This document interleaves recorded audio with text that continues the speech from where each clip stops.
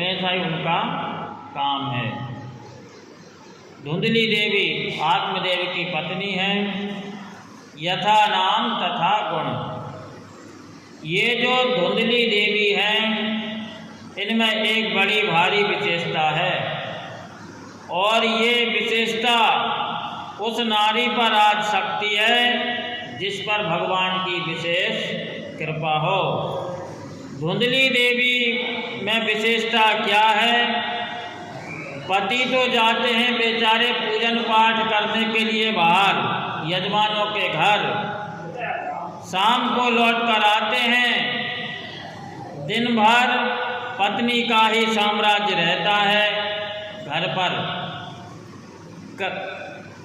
उनका काम जो है दिन भर घर पे साम्राज्य पत्नी का चलता है।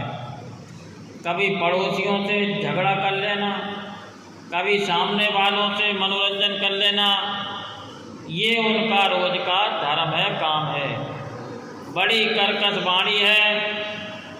वह धुंधली देवी जब भी बोलती हैं लगता है किसी ने मिर्च छिड़क दी हो। लेकिन सायंकाल पति जैसे ही लौटकर घर आते हैं दोनों हाथ जोड़ के द्वार पे खड़ी हो जाती है, उनका स्वागत करती है जैसे मानो सती अनसुईया आ गई हों अपने पति के स्वागत करने के लिए। अब इनका नंबर है दूसरे में और ये विशेषता सब में नहीं हुआ करती।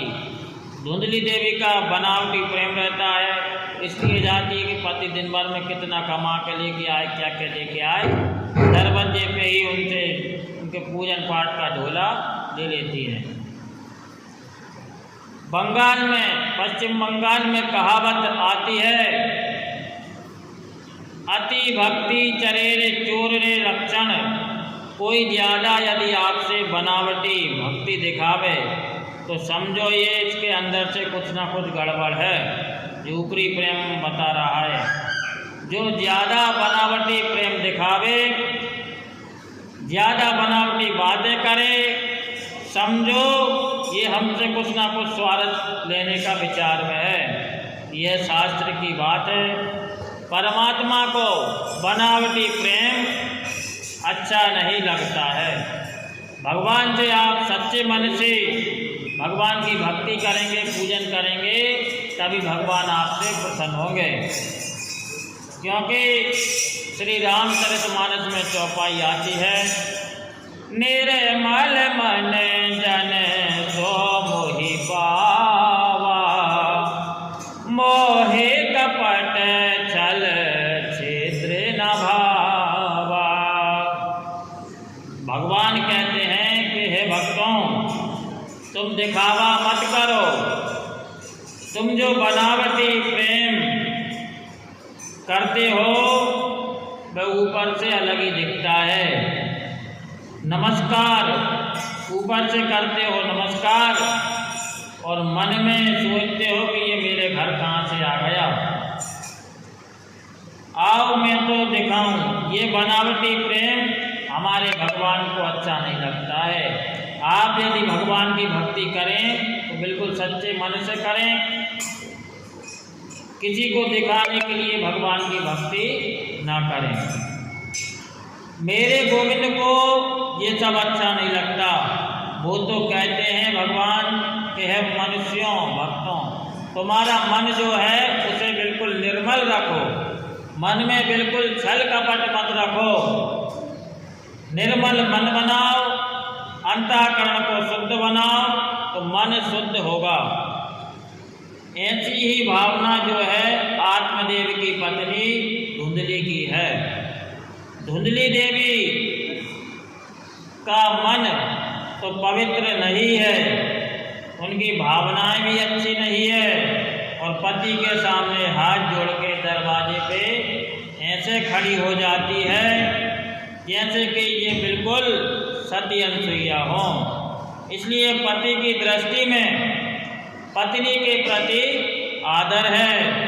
और एक बात, पंडित जी के घर धन की तो कोई कमी है ही नहीं। आत्मदेव जी महाराज के घर पे उनके पास सब कुछ है, लेकिन भगवान ने बेटा नहीं है, उनके घर संतान नहीं है। यदि वे तुलसी का पेड़ उनके घर पे लगाते हैं तो वह भी सूख जाता है। तुलसी स्थापना तो हर घर में होना चाहिए, हर हिंदू के घर में तुलसी का पेड़ होना चाहिए। उनके घर पर भी तुलसी है, लेकिन पता नहीं कभी हरी भरी नहीं हो पाती है, सूख जाती है। पंडित जी के घर में गौ की पूजा भी होती है, उनके घर में गौ माता भी है, लेकिन वह गौ माता भी कभी जनी नहीं है, कभी बछड़ा बछड़ी को जन्म नहीं दिया। एक दिन पंडित जी बैठे बैठे विचार करने लगे, क्या बताऊं मैं। विचार करते हैं कि मैं तुलसी जी को रोज पानी देता हूँ, जल डालता हूँ, लेकिन तुलसी कभी हरी भरी नहीं होती, सूख जाती है। मेरे घर गाय को पूरे 6 साल हो गए हैं, ये अभी तक एक बार भी इसने बछड़ा बछड़ी को जन्म नहीं दिया। या तो मेरे घर में कोई दोष है या कोई से देवता मुझसे रुष्ट हो रहे हैं। अब पड़ोसियों का आना शुरू हुआ, कभी कोई कुछ बोलता, कभी कोई कुछ बोलता। पड़ोसी भी सबको अपनी अपनी किस्मत से ही मिलते हैं। बढ़िया पड़ोसी भी भगवान की कृपा से ही मिलते हैं। उन आत्मदेव की घर के अगल बगल में ऐसे पड़ोसी थे, उनसे ऐसी बात करें उनको पूरा दिल जल जाए, दिमाग पूरा खराब हो जाए। उनकी पड़ोसी जब भी निकले ऐसी बात करके वहाँ से निकलते चले जाएं। यदि ज़्यादा बढ़िया कहीं पड़ोसी मिल जाए तो आपको वो उखाड़ के ही फेंकने का मन करेंगे कि जहाँ से जल्दी जल्दी भग जाए, मैं जगह खरीद लूँ, मेरा घर यहाँ पे बन जाए। अब पड़ोसियों का आना शुरू हुआ उनके घर और कहने लगे, अरे महाराज जी, क्यों जी, तुम्हारे घर में कभी तुलसी का हरा पत्ता है क्या? हमें पूजन करना है, तुलसी का पेड़ लगाए और पत्ता लगा हो तो दे दो। कहते अरे महाराज जी, ये तुम्हारे घर तुलसी का पेड़ सूख क्यों जाता है? पंडित जी बोले, क्या मालूम भैया, मैं तो पानी रोज देता हूँ, फिर भी ये तुलसी का पेड़ सूख जाता है। मालूम नहीं? अच्छा तुम्हारे घर में ये गाय है, इसको तुम्हारे पास 7 वर्ष हो गए देख रहे हैं, बच्चा बच्चिया कुछ भी नहीं हुआ आज तक। पंडित जी बोले, क्या मालूम भैया, सेवा तो रोज करता हूँ। अब देखो पड़ोसियों ने ताना मारना शुरू कर दिया। बोले, अरे पंडित जी, वो तो सब ठीक है, तुम्हारे घर में संतान नहीं है, बेटा बेटी नहीं है, इसी पाप की वजह से लगता है तुम्हारी गौ बांझ हो गई। देवता तुमसे खुश नहीं है, इसलिए तुम्हारे घर ये तुलसी का पेड़ सूख जाता है। पितरदेव भी तुमसे खुश नहीं है, तुम्हारे घर में सुख शांति नहीं है, परिवार में प्रेम नहीं है, एक दूसरे से गुस्से में बात करते हैं। इसका मतलब है पंडित जी, आपके पितृ देवता जो है बहुत रुष्ट हैं, खुश नहीं है, तुमसे खुश नहीं है। ऐसे भ्रम में पंडित जी को डाल दिया कि पंडित जी तो विद्वान ब्राह्मण हैं, लेकिन वो भी बैठे बैठे रोने लगे। विचार करने लगे कि मैंने कुछ ना कुछ पाप कर्म किया है, इसलिए मेरे पुत्र नहीं है, इसलिए मेरी गौ बांझ हो गई।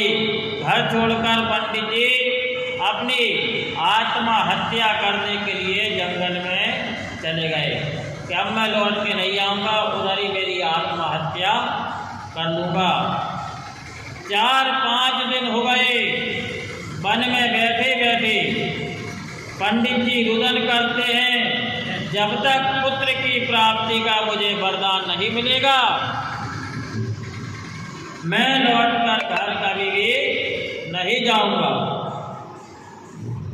तो उसी समय की बात है, एक संत उधर से निकल के जा रहे थे, वहीं से जहाँ पे वो पंडित जी बैठे बैठे रो रहे थे, वहीं से एक संत महाराज निकल के जा रहे थे। ये चेहरा होता है, ये कैमरा होता है। आदमी कितना मूर्ख, कितना बुद्धिमान है, कितना नासमझ है, कितना धनवान है, कितना निर्धन है, कितना सच्चा और कितना बनावटी है, ये प्रत्येक आदमी के चेहरे पर लिखा रहता है। समझने वाला हो तो समझ जाता है, कहीं घूमने की ज़रूरत नहीं। और ये समझने में 1.5 मिनट से ज़्यादा 1.5 मिनट से ज़्यादा समय नहीं लगता है एक दूसरे को समझने में। और जिस व्यक्ति के पास मनुष्य की पहचान नहीं है तो वो हमेशा धोखा खाता रहेगा। पंडित जी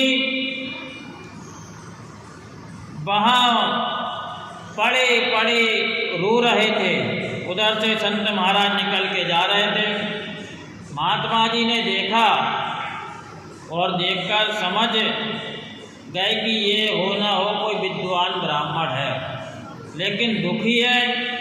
पास में आकर संत ने बड़े स्नेह से पूछा, कथम रोदते विप्रत्वम काते चिंता बलीयते बदत्वरम सत्वरम मह्यम स्वस्य दुःखस्य कारणम। मैं बोले, पंडित जी आप रो क्यों रहे हो, रोते क्यों हो? मुझे देखने में तो ऐसा लगता है कि आप बहुत बड़े विद्वान पंडित हैं, कर्मकांड करने वाले हैं। क्या तकलीफ है आपको, मुझे बताइए। मैं पंडित जी महाराज के चरणों में गिरकर बोले, क्या बताऊं, मैंने जो पाप कर्म किया था मैं आज उसे भोग रहा हूँ। मेरे द्वारा दी हुई चीज देवता मेरे पितर स्वीकार नहीं करते। मेरे घर गौ बांझ हो गई, तुलसी का पेड़ भी सूख गया, क्योंकि मेरे घर में पुत्र नहीं है, संतान नहीं है। इसी पाप की वजह से ये सब हुआ है। मैंने निश्चय कर लिया, जब तक पुत्र प्राप्ति का मुझे वरदान नहीं मिलेगा मैं लौटकर घर नहीं जाऊंगा, मर जाऊंगा। यही महात्मा के मन में बड़ा आश्चर्य हुआ। उसको समझाते हुए महात्मा जी बोले, मुंजा ज्ञानम प्रजा रूपम बलिष्ठा कर्मणो गते विवेकम तो समासाध्य त्यज संसार वासनम। पंडित जी आपके मन में पुत्र की कामना है, ये एकमात्र तुम्हारे लिए अज्ञान है। ये तुम्हारा बहुत बड़ा अज्ञान है और बहुत बड़ा भ्रम है। संत ने पंडित जी से कहा, यदि तुम्हारे घर पुत्र हो जाता तो समझ लेते कि तुम्हारे ऊपर परमात्मा की कृपा हो गई, और पुत्र नहीं हुआ तो समझो भगवान की बहुत बड़ी कृपा हो गई।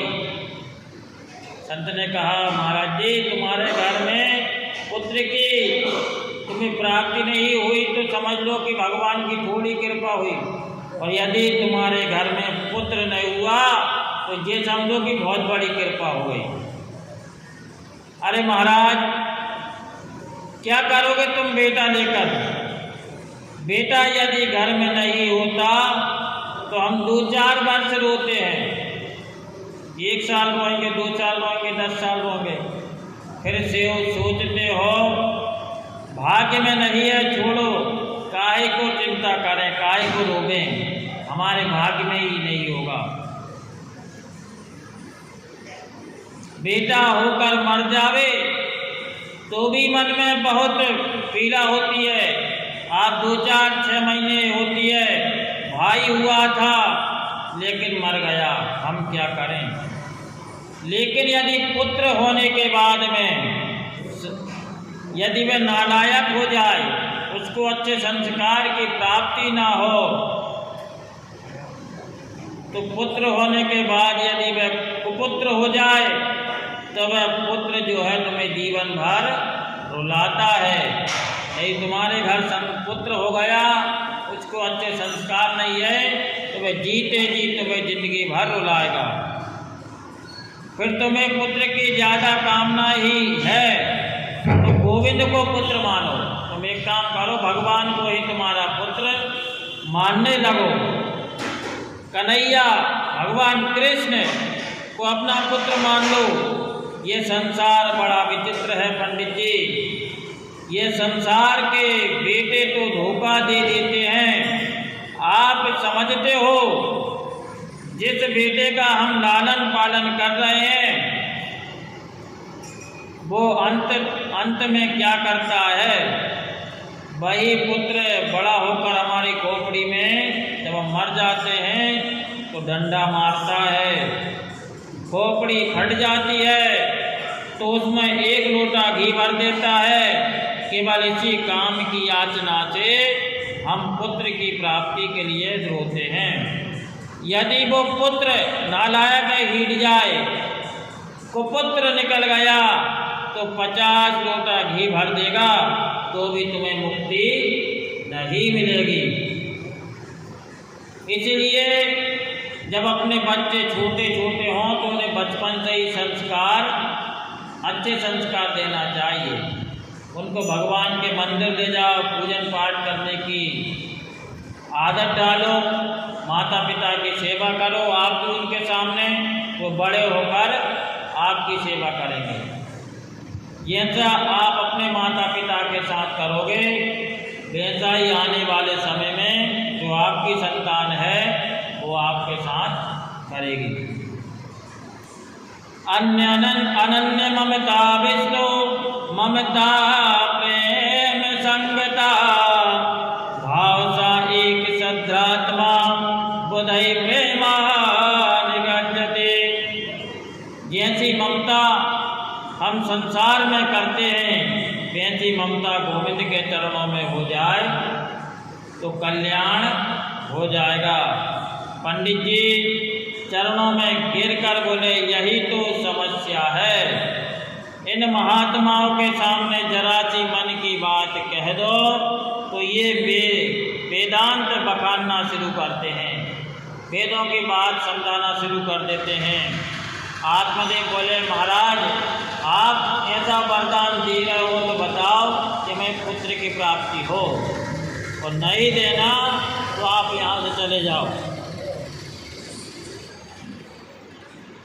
मैंने कह दिया मेरे घर पुत्र नहीं है तो मुझे कथा सुनाने लग गए, मुझे वेदांत वेदों का ज्ञान सुनाने लग गए। ओ महात्मा जी, मेरे को बेटा चाहिए, संत ने कहा, लेकिन मैंने तुम्हारी मस्तिष्क की रेखा को देखा है, तुम्हें 7 जन्मों तक तुम्हें पुत्र का सुख नहीं मिलेगा। एक जन्म की तो बात क्या, तुम्हें 7 जन्मों तक पुत्र का सुख नहीं मिलेगा। पंडित जी बोले, आप संत हो महाराज, आप चाहो तो जन्मपत्री को बदल सकते हो, आप चाहो तो हस्त रेखा बदल सकते हो, आप चाहो तो मेरे मस्तक की रेखा बदल सकते हो। यदि आपने पुत्र होने का वर नहीं दिया तो महाराज मैं सत्य कहता हूँ, आपके सामने ही आपका नाम लेकर सिर फोड़कर यहीं पे मर जाऊंगा, लेकिन बिना पुत्र के लौटकर घर नहीं जा सकता।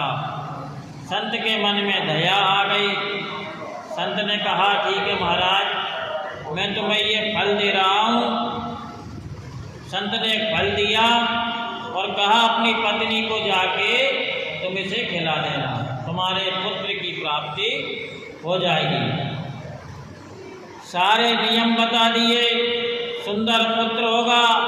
आत्मदेव ने पत्नी को वह फल जा करके दे दिया। अब पत्नी सोचती है कि ये सब नियम मैं तो पालन नहीं कर सकती। पंडित जी ने उनको फल खा के कि तुम ये फल खा लेना, तुम्हारे पुत्र की प्राप्ति हो जाएगी, ये नियम का पालन कर लेना। धुंधली देवी अपनी सहेली के पास जाकर वह फल लेके जाकर गई और रोने लगी। बोली कि हे सखी, मैं बालक धारण करना मेरा बस की बात नहीं है, गर्भ में बालक को धारण करना मेरे बस की बात नहीं है। लालन पालन में भी तकलीफ होती है, जब वो छोटा होगा उसकी देख रेख करना पड़ेगी, उसकी रक्षा करना पड़ेगी। और कहीं वह सुखदेव महाराज की तरह कहीं 12 वर्ष तक ही जन्म उसने नहीं लिया, तो मैं 12 वर्ष तक उसे गर्भ में कैसे रख पाऊंगी, तो बड़ी मुश्किल हो जाएगी। इसलिए धुंधली कहती है, मैंने सोचा कि जहाँ सब कुछ है वहाँ खाने वाला नहीं है। मेरे घर में इतना सब कुछ धन है, सब है, लेकिन मेरे घर में कोई खाने वाला नहीं है। और जहाँ खाने वालों की लाइन लगी है उनके घर में भोजन नहीं है। गरीब सहेली के 6 पुत्र हो चुके थे पहले, 7वां होने वाला है। अन्न का दाना भी नसीब नहीं है। मेरे घर अरबों की संपत्ति है, पर मेरे घर कोई खाने वाला नहीं है। सहेली से बोली, एक काम करो, मेरे पति तो जो है भोले भाले हैं, पूजा पाठ के अलावा उन्हें कुछ जानते नहीं और ना उनका किसी काम में मन रखता है। इस बार तुम्हारे घर जो पुत्र जन्म लेगा, तुम ये फल तुम रख लो और तुम ही खा लो, और तुम्हारे घर जो भी पुत्र होगा उसको मुझे दे देना। मैं तुम्हें उस पुत्र के बदले बहुत सा धन दे दूंगी, बहुत सा पैसा दे दूंगी, तुम्हें जो कुछ चाहिए सब ले लेना। जैसे ही तुम्हारे घर में पुत्र का जन्म हो वह पुत्र मुझे ला के दे देना। सहेली ने कहा, ठीक है, मुझे इतना सारा धन मिलेगा, अब जो पुत्र होगा मैं धुंधली को घर जाके दे दूंगी। सहेली ने कहा, ठीक है। उसने समय आने पर सहेली का पुत्र दे दिया धुंधली देवी ने, और पति से कह दिया, बस मेरे पुत्र होने वाला है, पूरे 9 महीने चल रहे हैं, लेकिन फल खाने से पुत्र होता है क्या? धुंधली ने मन में विचार किया ही नहीं। इसकी परीक्षा करने के लिए दोनों ने मिलकर, वह सहेली ने और धुंधली देवी ने, उस फल को गौ माता को खिला दिया। उसी गाय को जो 7 साल से जनी थी नहीं, वो फल उस गाय को खिला दिया। सहेली का पुत्र लेकर कह दिया, धुंधली देवी ने जैसे ही अपनी सहेली का पुत्र हुआ उसे अपने घर ले आई, और पुत्र हुआ कहने लगी कि मेरे भी पुत्र हो गया है। पंडित जी के मन में बहुत खुशी हुई, बड़ा आनंद मनाया, बड़ा उत्सव मनाया।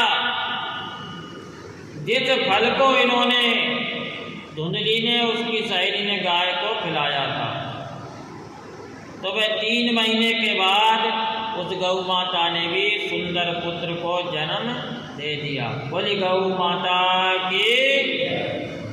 आत्मदेव जी बहुत प्रसन्न हो गए, खुश हो गए। गाय के पुत्र का नाम इन्होंने रख दिया गोकर्ण, और जो धुंधली के जो पुत्र हुआ था उसका नाम रख दिया धुंधकारी। गाय के पुत्र का नाम इन्होंने रखा गोकर्ण, क्योंकि उसका संपूर्ण शरीर मनुष्य जैसा था, केवल उसके कान थे गाय की तरह लंबे लंबे, इसलिए उसका नाम गोकर्ण रख दिया। सोचा मेरा नाम है आत्मदेव, इसलिए पुत्र का नाम रखूंगा परमात्मा देव। धुंधली से कहने लगे, अरे धुंधली, अब जो है जो पुत्र तुम्हारे हुआ है इसका मेरे नाम के ऊपर से ही नाम रखेंगे। मेरा नाम है आत्मदेव और मेरे पुत्र का नाम हो जाएगा परमात्मा देव। धुंधली बोली, अरे वाह, 9 महीने मैंने उसे गर्भ में रखा, इतनी परेशानी भोगी, ज़्यादा चिरपा नहीं खाया, खट्टा नहीं खाया, और नाम अपने से मिलता जुलता रखोगे, तुम नाम अपने से मिलता जुलता रखोगे। मेरा नाम है धुंधली, तो मेरे पुत्र का नाम होगा धुंधकारी। तो महाराज आत्मदेव ने कहा, ठीक है, तुम राजी हो, हमें कोई आपत्ति नहीं। सो बेटे का नाम रख दिया धुंधकारी। गोकर्णः पंडितो ज्ञानी धुंधकारी महाफला। वह जो धुंधकारी था वह महाफल हो गया, नालायक हो गया, क्योंकि वह उसकी सहेली का पुत्र था और उसकी सहेली के जो पिता माता थे सब भगवान के भक्त नहीं थे, मांसाहारी थे। मदिरा का पीना, भगवान की भक्ति नहीं करना, ये उनका सहेली का काम था।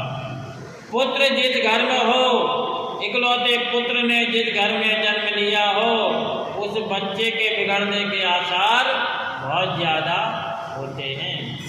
बोलो लक्ष्मी नारायण भगवान की।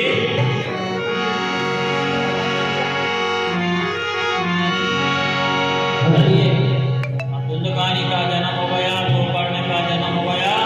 अब हम भी भगवान नाम कीर्तन कर देते हैं। जय जय राधा रमण हरि बोल, जय जय राधा रमण हरि बोल, राधा रमण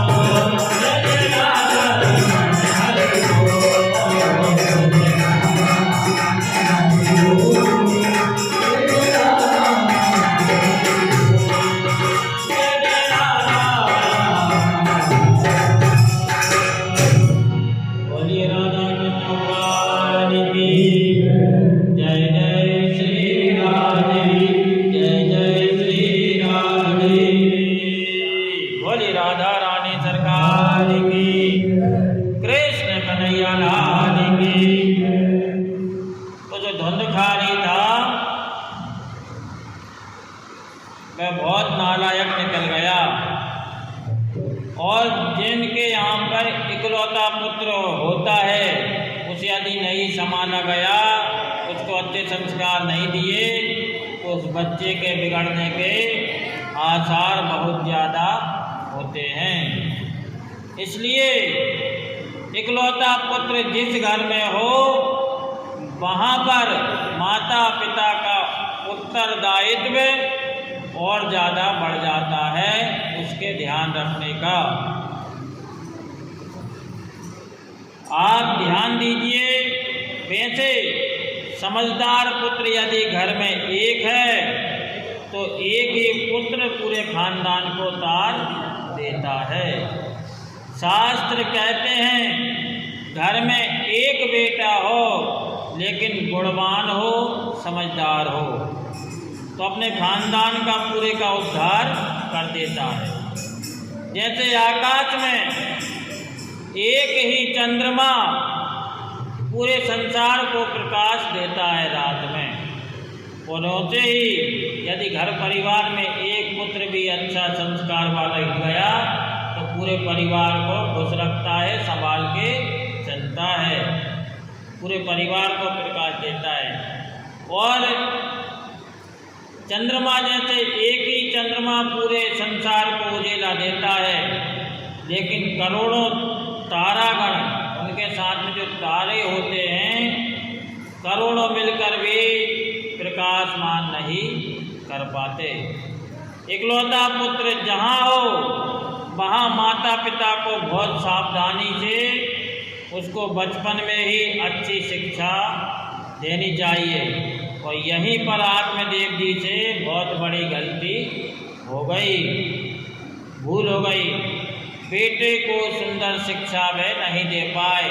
लाड़ प्यार में सोचा कि एक ही तो है, मेरा तो एक ही पुत्र है, सुधर जाएगा, संभल जाएगा।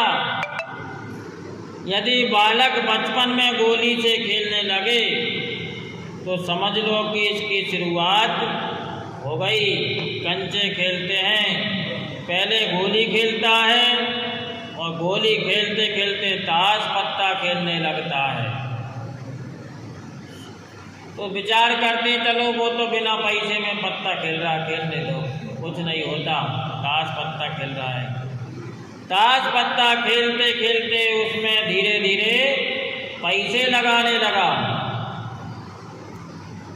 पैसे लगाने लगा। घर के ने सोची चलो थोड़े बहुत पैसे लगा रहा है, लगान दो, बचपना है, कमी तो है नहीं घर में। आत्मदेव जी के घर में कमी तो है नहीं।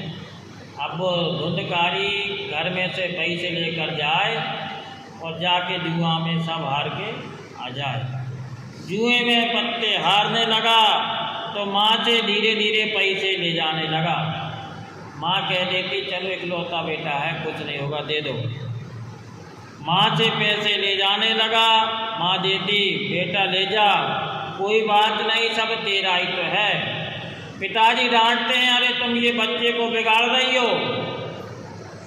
तो आत्मदेव की पत्नी धुंधकारी उनके पति पे चिल्लाने लग जाती, अरे क्या हो गया, सब उसका ही है, कुछ नहीं हो रहा, धीरे धीरे सुधर जाएगा, आज नहीं तो कल सुधर जाएगा, कोई बात नहीं।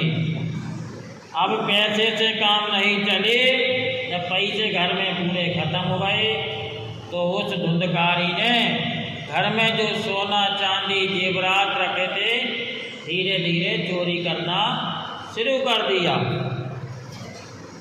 सोने चांदी माँ से मांगने लगा, माँ भी दे देती, चलो ले जा बेटा, सब तुम्हारा ही तो है। माँ देती, सोचती एक ही दिन तो है, सोना चांदी सब हारने लगा। तो माँ थोड़ा सख्ती से बोली, नहीं बेटा, अब तुझे कुछ भी नहीं मिलेगा, तूने सब कुछ बेच दिया है, बेटा ऐसे कैसे दे दूँगी। तो माँ से उसने ज़बरदस्ती चाबी छुड़ाकर ले ली, निकाल कर ले जाने लगा।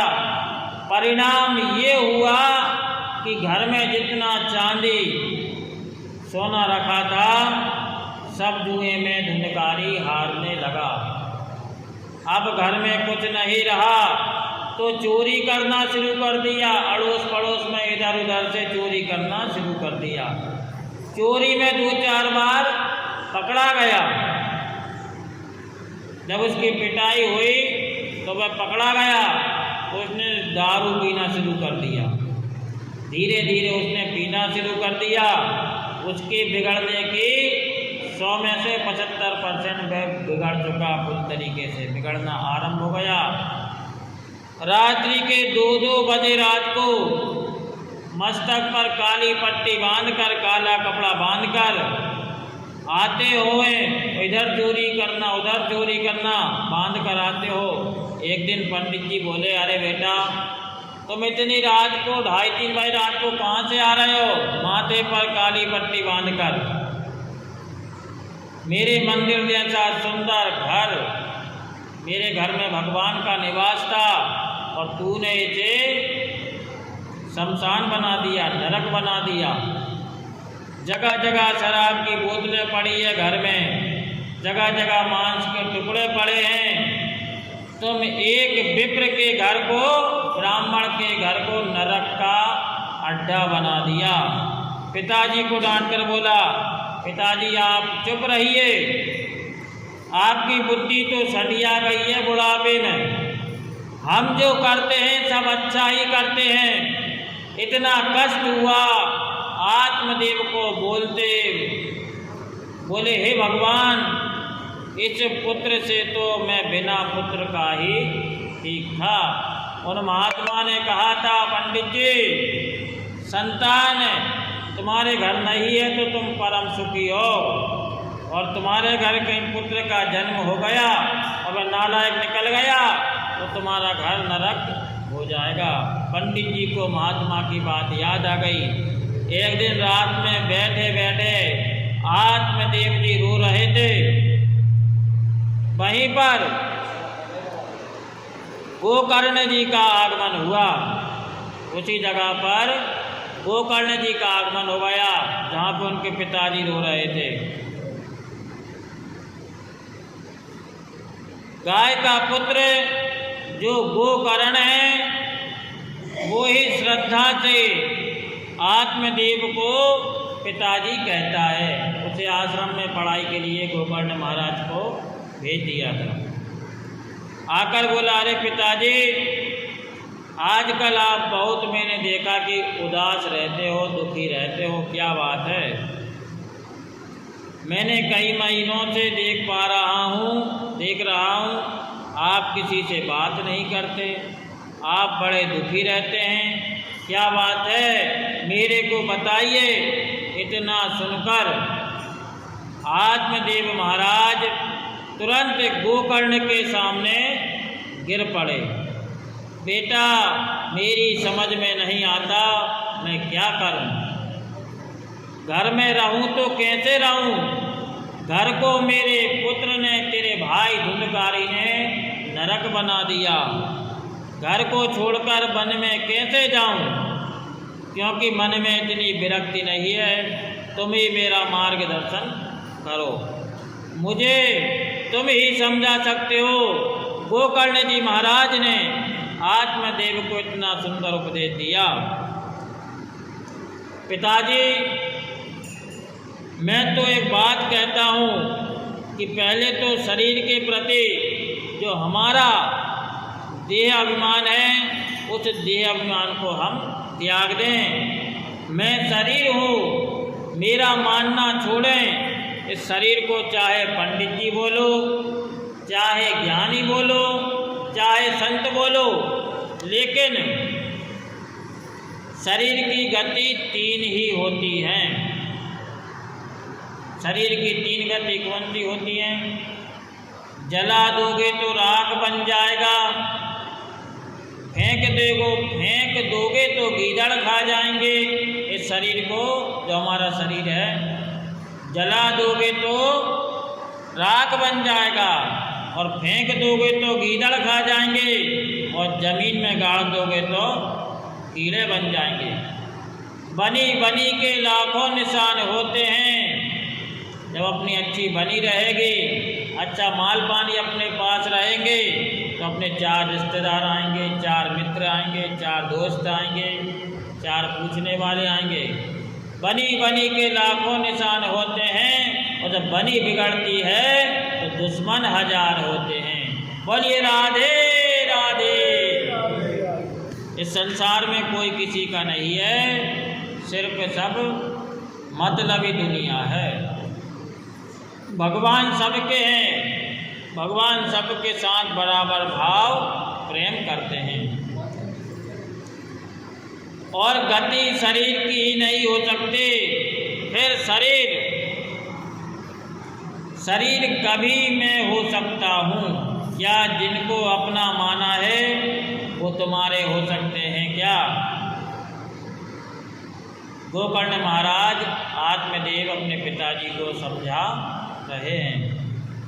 आप कभी घर के एकांत में बैठकर, पिताजी आप कभी घर में अकेले बैठना, आंख बंद करके अपने आप से प्रश्न करो कि मैं क्या हूँ। आंख बंद करिए, घर में बैठ जाइए एकांत में और ऐसा विचार करो कि मैं क्या हूँ। आप सोचिए कि मैं क्या हूँ। मैं यदि आँखें हूँ तो आँखें अंधी हो जाती हैं। बुढ़ापा आता है तो आँखों से दिखाना बंद हो जाता है। मैं उन्हें रोक नहीं पाता, चाहे कितनी बार चश्मा बनवा लूँ, चश्मा भी धीरे धीरे नंबर बढ़ते जाते हैं। यदि मैं आँख हूँ तो आँखें भी बुढ़ापे में साथ छोड़ देती हैं और अंधी हो जाती हैं। मैं उन्हें रोक नहीं पाता। मैं पैर हूँ। दोनों आंखें बंद करिए, बैठिए और ऐसा विचार करो कि मैं भी पैर हूँ। तो पैर भी बुढ़ापे में जाके लंगड़े हो जाते हैं, काम करना धीरे धीरे बंद कर देते हैं।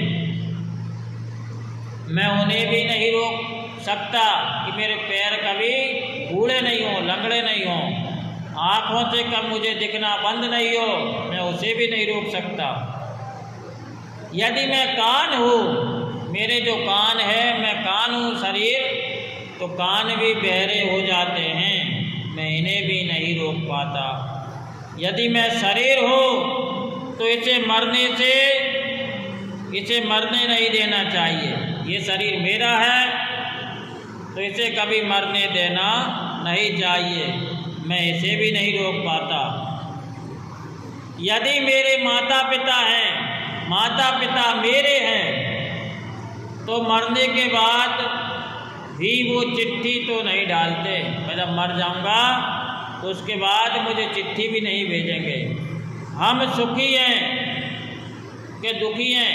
यदि हम मर जाएं, हमारे कोई मर जाए, तो वो ऊपर से मरने के बाद चिट्ठी नहीं भेजते अपने पास कि बेटा मैं यहाँ पे सुखी हूँ। और ना हम इधर नीचे से ऊपर भेजते हैं कि जो हमारे पूर्वज गुजर गए उनके साथ क्या हो रहा होगा, उनकी खबर भी हम नहीं ले सकते। ये सब पृथ्वी पे मिलना हुआ है, पृथ्वी पे सबसे रिश्तेदारी भाई बंधु है और यहीं पे सब खत्म हो जाएगा। और यदि बेटा बेटी मेरे हैं तो जन्म लेने के पहले सूचना क्यों नहीं देते कि पिताजी हम तुम्हारे घर में जन्म लेने आ रहे हैं? इसका मतलब क्या है? हम दिन भर में सोकर उठते हैं,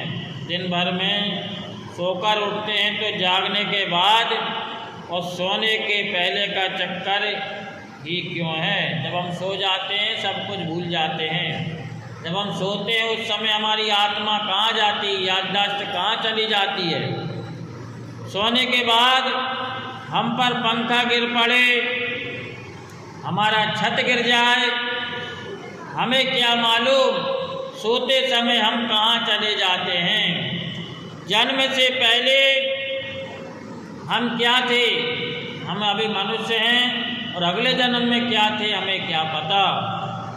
मरने के बाद मैं कहाँ जाता हूँ, हम मरने के बाद कहाँ जाते हैं ये भी हमको पता नहीं है। 45 मिनट आप कभी एकांत में घर में बैठ के 45 मिनट आधे घंटे ऐसा विचार करिए। आप अपने आप से पूछिए, किसी से और से नहीं, अपने आप से। आंखें बंद करिए और बैठ जाइए भगवान का ध्यान करते हुए। फिर अपने आप से पूछिए कि मैं क्या हूँ, मैं कौन हूँ, ये सब क्या है। संसार मकान मेरा है, ये संसार जमीन जायदाद मकान मेरा है, तो मैं मरने के बाद साथ क्यों नहीं ले जाता हूँ, सब यहीं पे छोड़ जाता हूँ। यदि ये मेरा है तो मैं इसे साथ लेकर क्यों नहीं जाता। तो आपकी आत्मा से केवल एक ही आवाज़ निकलेगी, चल रे हंसा अमर लोक को, यहाँ कोई नहीं तेरा, जग वालों का हुआ अंधेरा, अपना हुआ सवेरा। जिसको तुमने अपना माना है, यह तो वह आपका वहम है, एकदम नाटक है। समाज में प्रतिष्ठा पाने के लिए सुंदर मकान बनाना भी धर्म है।